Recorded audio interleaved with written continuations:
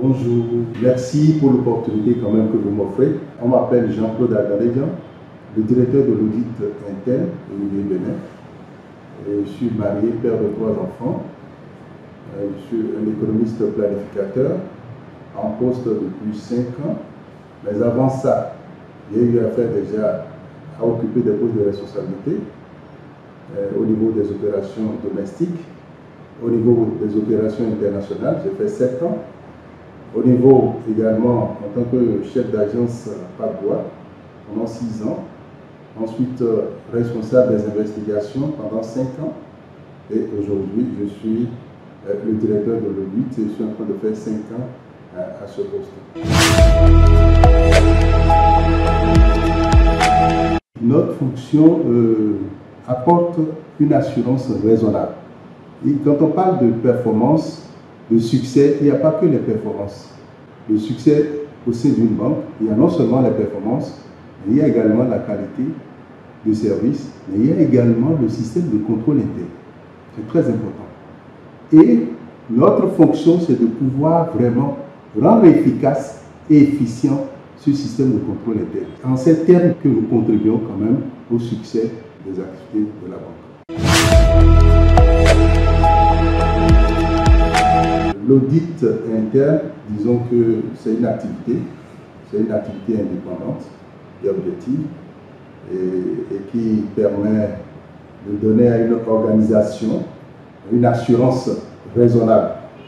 Une assurance raisonnable sur le degré de maîtrise de ces opérations en termes de contrôle, en termes de gouvernance, en termes de gestion des risques, en termes de conformité aux lois et aux règlements. Donc, en dehors de ça, l'audit interne également aide à donner des conseils, aux organes de gouvernance pour l'efficacité et l'efficience du système de contrôle interne.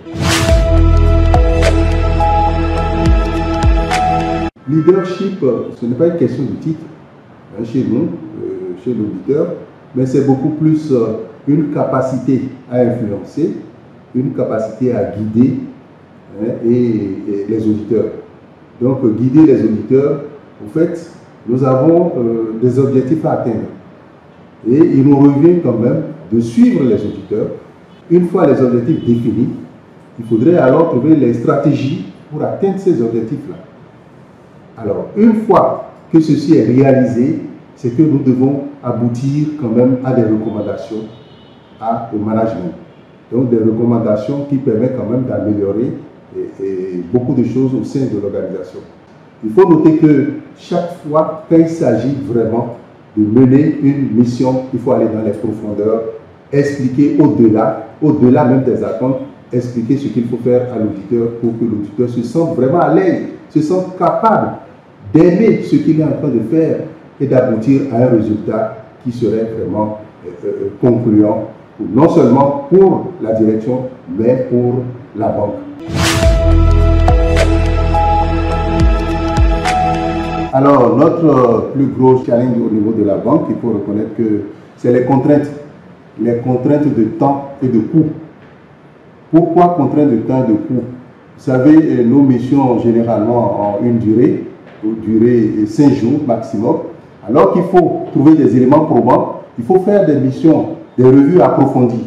Il y a également cette contrainte de coût, parce que quand nous voulons aller en dehors de Cotonou, c'est que nos missions, il y a un coût. C'est vrai, non seulement il y a les contraintes de temps, mais il y a également les contraintes de coût, puisqu'on ne peut pas aller au-delà du budget qui est prévu. Donc il y a ce challenge-là que nous gérons au jour le jour, en ce qui concerne les temps et puis quand même les coûts.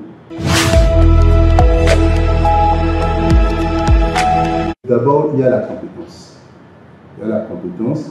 Ensuite, il y a l'objectivité, l'intégrité. Il faut avoir une forte capacité d'analyse et de synthèse. C'est quand même important pour un auditeur. Et ensuite, être vraiment impartial dans tout ce qu'on fait. Voilà les traits caractéristiques vraiment d'un auditeur.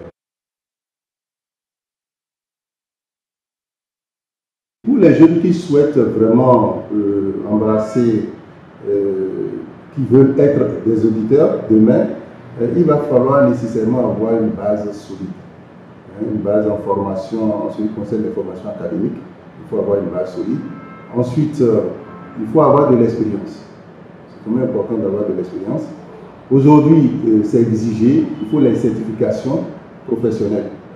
Et quand je prends le domaine de l'audit, il y a la CIA, où il est requis d'avoir quand même ce certificat avant de le faire.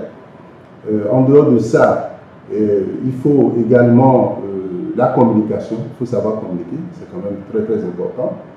Donc, se former, il faut avoir des compétences techniques. Quand je parle de compétences techniques, il faut la maîtrise des outils appropriés.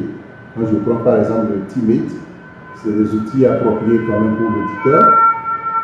Et également, il faut connaître l'outil le plus indiqué également, il y a le logiciel Excel qui permet quand même vraiment de faire ses missions sans problème. Alors, donc, il faut, en dehors de ça, il va falloir cultiver l'intégrité. C'est très, très important.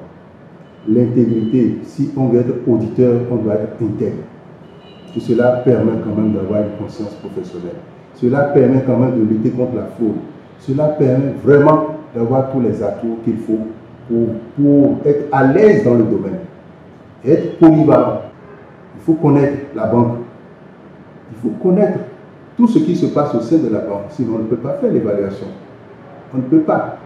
Voilà ce que je peux, quelques conseils que vraiment ceux qui veulent en brancher, ceux qui veulent poursuivre sur cette voie, et voilà quelques conseils que je leur produis.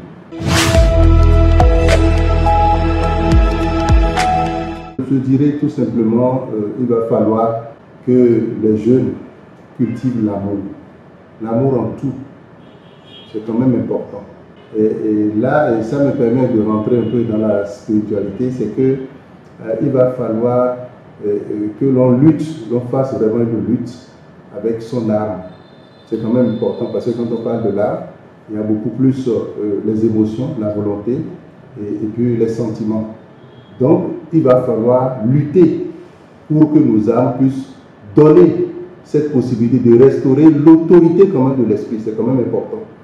Et c'est ça qui va nous permettre vraiment d'être intègres, qui va nous permettre vraiment d'être en joie, de faire notre travail librement. Sinon, aujourd'hui, le constat est amer. Les jeunes d'aujourd'hui, c'est la volonté, c'est le bien d'autrui.